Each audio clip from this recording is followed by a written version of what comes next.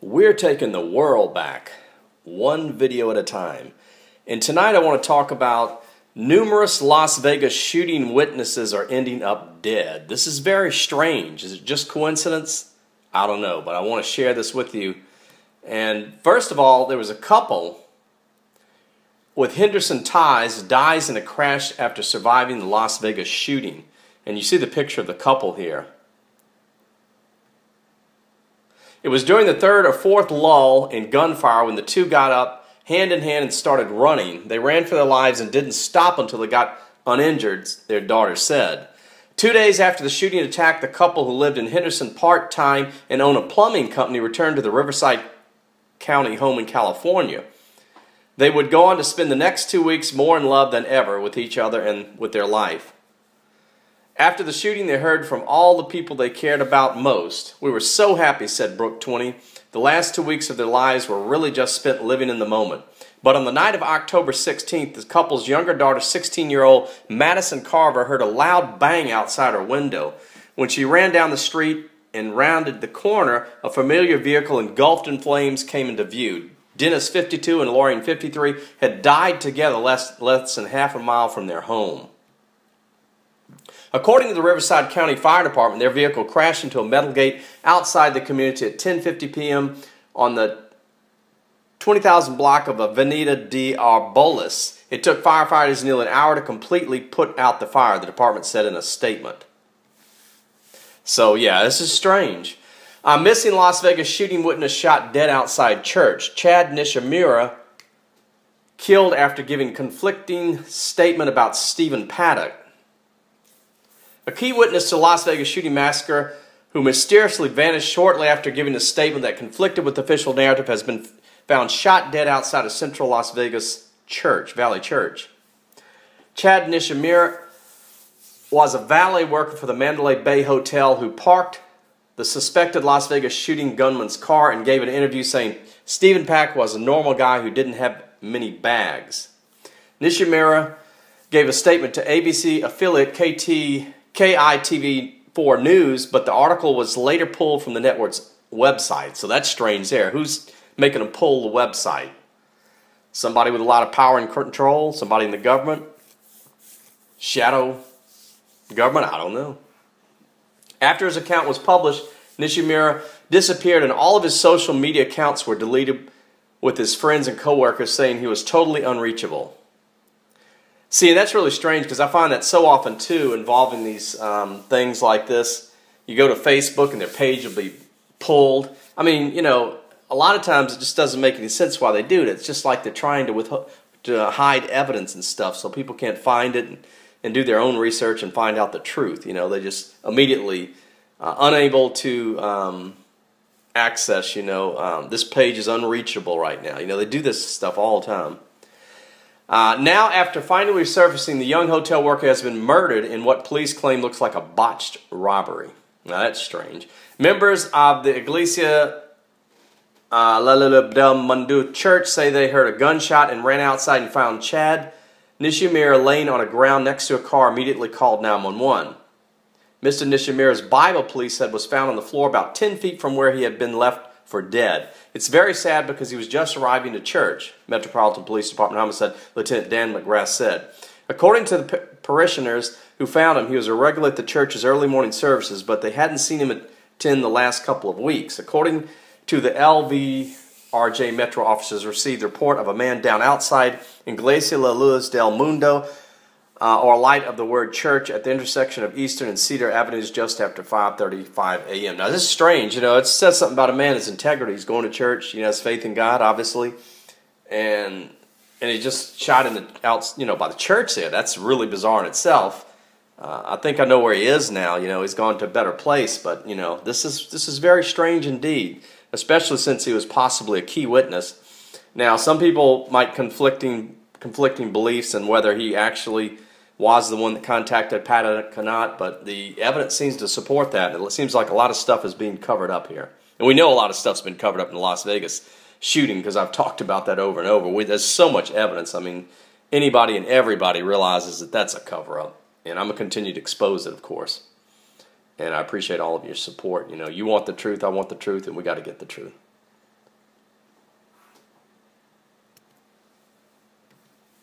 We're going to take back the world. When officers arrived, let's see, yeah. When officers arrived, McGrath said they found another churchgoer performing CPR on Nishimura, who had a gunshot wound to his upper body. The victim was taken to University Medical Center's trauma unit, where he died from his injury about 6:15 a.m. At the scene, churchgoers told police when they rushed outside after hearing the gunshot, they didn't see any suspects or cars leaving the area. Now, that's bizarre indeed, too, you know. They run out there, and it's like everything's vanished. Detectives say they're still trying to figure out whether he was targeted or if he was a victim by opportunity. And of all places by a church, you don't never hardly hear something like that. It's almost like he was targeted. Yeah. Somebody didn't want him talking anymore or something, could be. Detectives say they're still trying... Okay, yeah. McGrath said the area, which is just north of U.S. Highway 95 underpass, has some problems. Based on there, it could have been a robbery, he said. Right now, it looks like it could have been a robbery gone bad. The homicide lieutenant added there may have been a struggle between the victim and the shooter because the driver's side door of the man's car was open when officers arrived. And see, there you go. There's evidence right there. This page isn't available, and you see that quite often when you try to investigate. So that's why when something goes down, I try to go to these Facebook pages quick and get pictures and take you know, save them to my computer, evidence, you know, save all this stuff real quick before they take it down, because Facebook pretty quickly takes stuff down. And you know, evidence helps us to solve cases and helps us to find out the truth. But you can see right here, Chad Nishimura's Facebook profile was deleted after he disappeared. Now that's strange indeed. Another one here. Let's see, another Las Vegas survivor who claimed there were multiple gunmen found dead. Danny Contreras, a Las Vegas shooting survivor who claimed there were multiple gunmen involved in the attack, has been found murdered with multiple gunshot wounds. See, it just gets stranger and stranger. And there's a picture of him there. He looks like a really nice guy with his dog there. Very unfortunate. When Clark County Fire Department emergency personnel entered the vacant home, they found Danny Contreras on the floor with at least one gunshot wound and requested the Metropolitan Police Department's homicide unit, Lieutenant Dan McGrath said. Police later said that the man had been shot in the upper torso several times. Danny Contreras tweeted the day after the attack that he was lucky to be alive after he was chased by two gunmen. That's really interesting right there. So he's a key witness to being more than one gunman. And like I said, you know, we have them up there in Paddock's room, but they could have been also in other places too, see? So a key witness to more than one gunman, and then he's shot and killed. That's very interesting. His social media post from his Twitter account, which has now been mysteriously suspended, see, there you go again, that was shared several times, said, "Feeling lucky to be alive, can't believe I got out of the concert alive. Two men chasing me with guns. Not everyone's so lucky." And there it is right there, a tweet. And he's saying he was chased by two gunmen, and then later he ends up dead. He's exposing this, and he's talking. He's a key witness, an eyewitness. He saw it with his own eyes in person as it happened live. And so, obviously, if something was going on, you know, involving those higher up, power and control that want to continue with their cover-up, they don't want him talking because he's, I mean, you know, can imagine this guy gets on national TV all over the place, and he's saying that he was there in person and saw it live with his own eyes, more than one gunman. Yeah, See, that's quite interesting right there.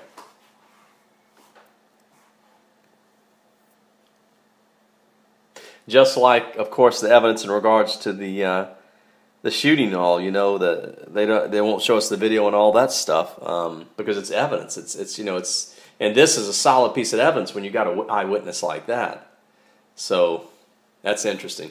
From the Las Vegas Review-Journal, the Las Vegas man found dead in a vacant home in Northeast Valley has been invited by Clark County Coroner. Police said 35-year-old Danny Contreras was found dead at 7:05 a.m. Monday. A woman who thought she heard a man groaning had called 911 requesting a welfare check. Requested a welfare check on the 1500 block of East Carey Avenue and North Nellis Boulevard. Contreras died of multiple gunshot wounds. The court ruled his death as a homicide.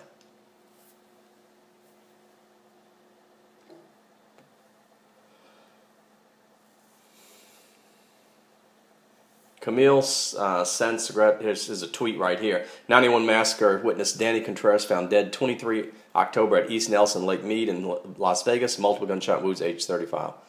So, here's another one. Key witness in Las Vegas shooting kills self and daughter following FBI raid. Now this is strange too. A major witness in the massacre. Yeah. John Beelman killed himself and his daughter. A key witness in the Las Vegas shooting massacre. Quite interesting right here. Shortly after an FBI raid on his home.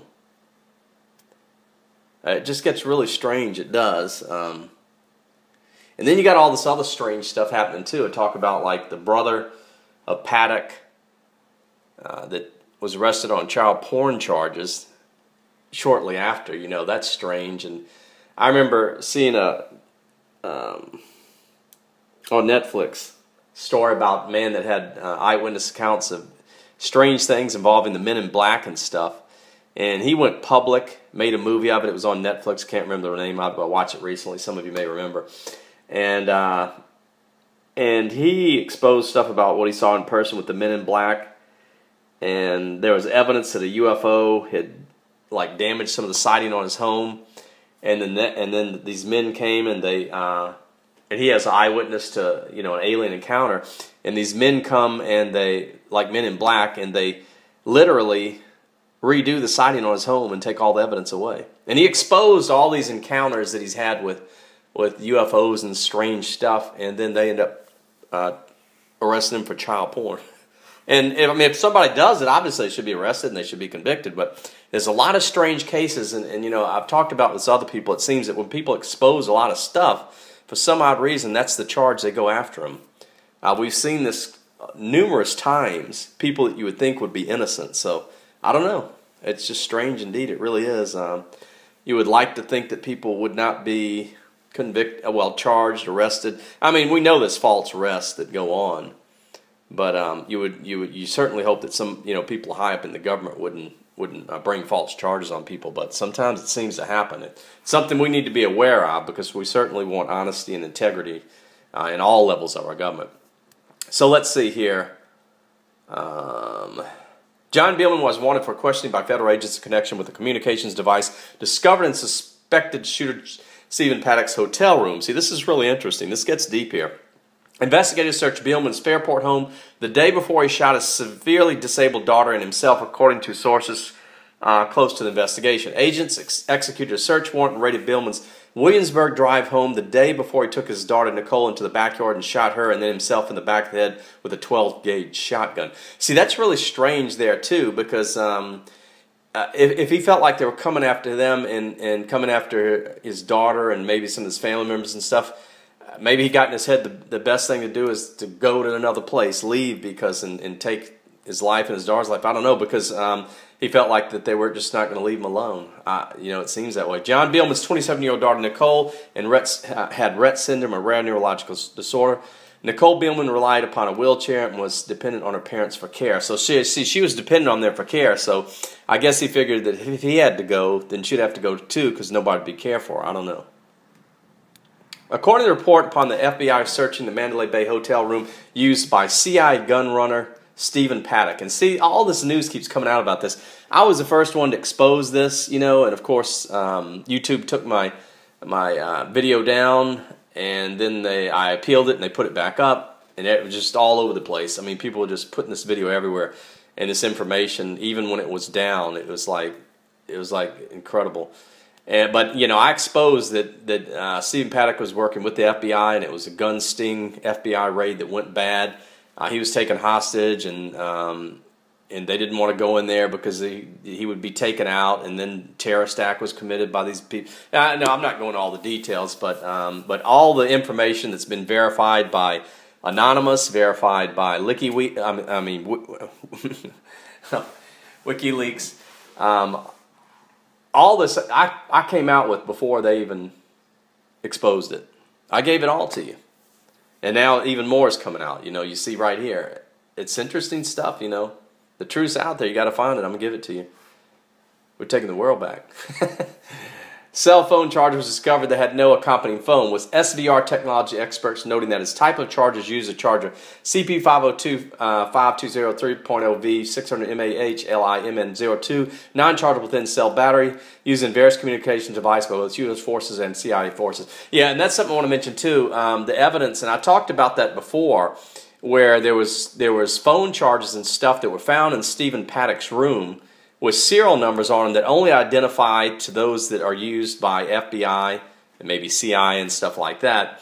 And so that's quite interesting indeed there too, because what does that tell you? They were working with him. You know, it verifies what I was saying about a gun sting gone bad. And you know, they're trying to sell guns and then they were going to use that to trace these people down, this pyramid that forms, and catch these people that are trying to purchase guns, commit terrorist acts. So, you know, but it went bad, and government obviously didn't want to expose that because it would be a huge embarrassment. You know, I mean, it's very obvious there. But yeah, these things are found in there, and so, you know. Oh, and another thing too, what about Paddock's hard drive missing? Yeah, all these just coincidental things. And then the chime line changing, and then the Paddock's home broken into. I mean, come on, really? Do you really want us to believe all this stuff? We're not that dumb. We're taking back the world. We're not stupid.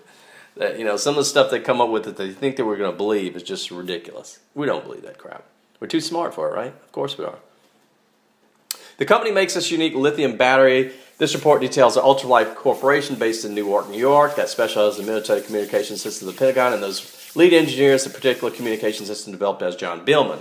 So yeah, so he was involved in this, see. He was one of the lead engineers for this particular device. Particular communication systems development. Interesting, very interesting. Oh, and speaking of that, the Pentagon there, yeah, remember 911, all that money went missing. Was it trillions of dollars? Come on, really? So what happened? The plane ran into it and destroyed all the money? No, it just went missing. And you know, a lot of that stuff's used on secret projects.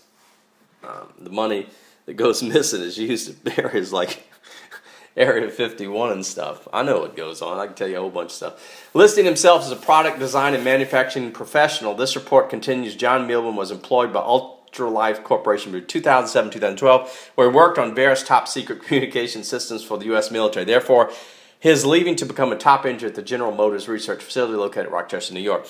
Now, sometimes I just kind of laugh. It's because you know, some comments, so it's just because I'm upbeat and some of the stuff is funny. But the one thing that always makes me snicker a little bit and laugh is when I think about the technology that we have in the United States, the government. And most people are oblivious and have no idea and aware of what it is. But some of the stuff that we have, I have to laugh at it. There's no way not to. Because if people knew some of the stuff, they would just be like I don't know, they'd pass out or, or they would turn white. Seriously. It's just so crazy, the stuff and technology and the advancement that we have here in the United States. That's, you know, with the high levels of government and stuff. And you just have to laugh about it. That's all you can do, because it's like, it's just bizarre. It really is. Fearing that the Ultralife Corporation had been secretly funding the U.S. military communication systems, the CI, this report notes the past Tuesday, October 3rd, the FBI raided the home of John Billman under secret U.S. federal court warrant, and caused Billman less than 12 hours later during the early morning hours of Wednesday, October 4th, to wheel out a severely disabled daughter, Nicole, into his home's backyard where she was executed. That's horrible. With Billman then killing himself, and that was followed 48 hours later, October 6th, by the Pentagon awarding Ultralife Corporation new contracts valued at over $49 million. Wow.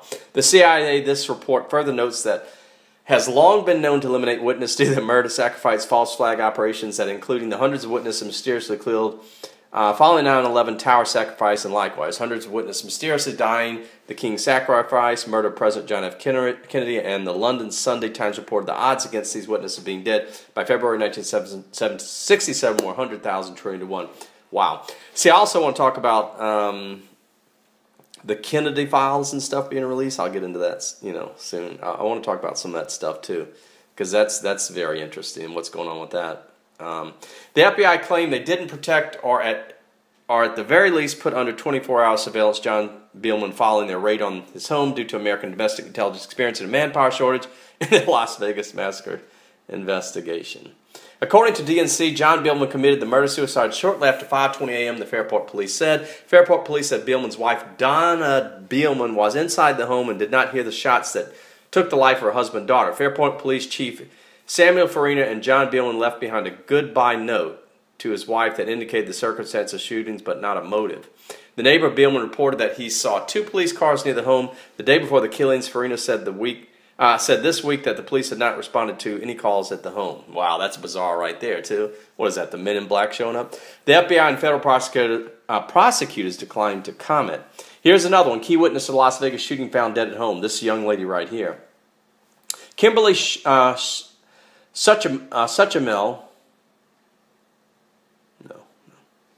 Kimberly Suchamel was one of the lucky ones at the Mandalay Bay Resort and Casino who managed to escape the hail of bullets without being injured. Shortly after escaping the scene, she made a statement to the media claiming that there were multiple gunmen firing weapons. See, now she's claiming multiple gunmen firing weapons too.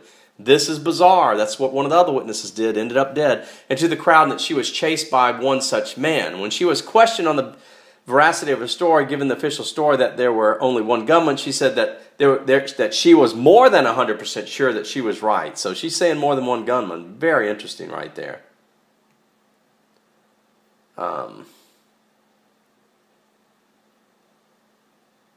Kimberly gave a very detailed account of what she's seen in the days following that horrific event in which she was questioned, the official story being propagated by the mainstream media. She said that she had been watching the news with her family constantly since she had arrived home and that she did not believe that the official version of events made sense. In addition to claiming that there were multiple gunmen at the scene, she also claimed that towards the beginning of the evening that a woman made her way into the stage and warned the crowd that they were going to die. Wow, that's incredible. So she heard that also, along with that other woman, which I put a news story up on that. You know, that other woman that heard it also, and she was she witnessed it, and then she took the warning serious, went up to the hotel with her mom, and then came back. The shooting actually took place 45 minutes right after that woman was screaming that. And it was, and I make note, you know, some people say, oh, people are crazy in Las Vegas. But this woman that was doing this was in the exact area where the bullets rained down. That's what made it significant. And not only that, but the shooting occurred exactly about 45 minutes after this woman screamed this out in that area, in the front row area where the bullets rained down.